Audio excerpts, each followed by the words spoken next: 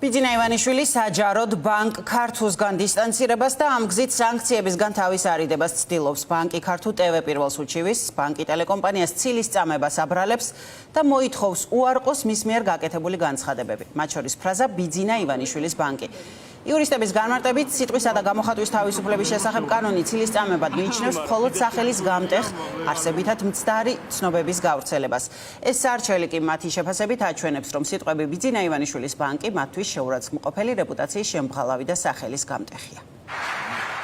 მე არა ვარ ბანკი ქართულს ადვოკატი, ერთ-ერთ შემიძლია გითხრათ, რომ დარწმუნებული ვარ, რომ სანქციების არ იშინდი. და მუქარებს და შანტაჟებს ჩვენთვის მნიშვნელობა არ აქვს და დაანებონ ქართული ხალხის შანტაჟებს და მუქარებს თავი, იმიტომ რომ ბანკის მომხმარებლები ვინ არიან? ქართული საზოგადოება არ არის თქვენთვის?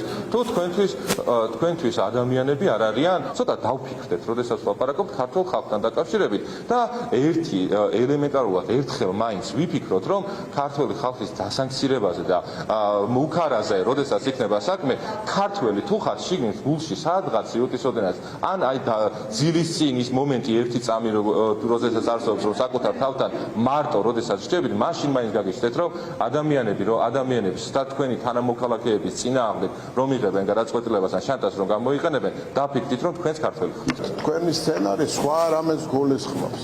თქვენი სცენარი გულისხმობს იმას, რომ როგორმე იქნებ ბიძინა ივანიშვილს სანქციები დაუწესონ და როგორმე იქნებ გაჩერდეს ის უშველებელი პროექტები, რომელიც ჩვენი ქვეყნის სასიკეთოდ კეთდება.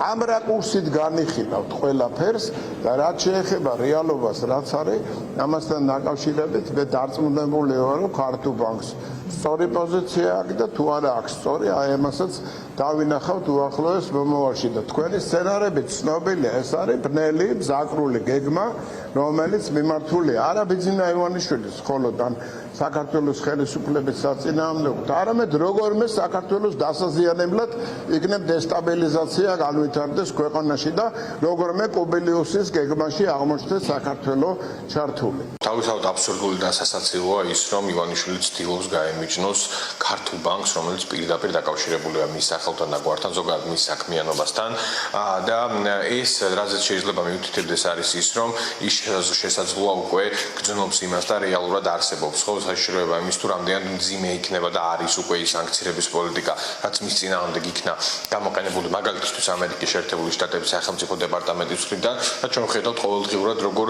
იმატებს იმის ალბათობა, რომ დიდი ბრიტანეთიც გადადგამს იმავე ნაბიჯს. სწორედ ამიტომ ის ცდილობს როგორმე ჩამოშორდეს ამ საკუთარ კომპანიებს და ასე შემდეგ, რათა როგორღაც გაუფრთხილდეს და მოუფრთხილდეს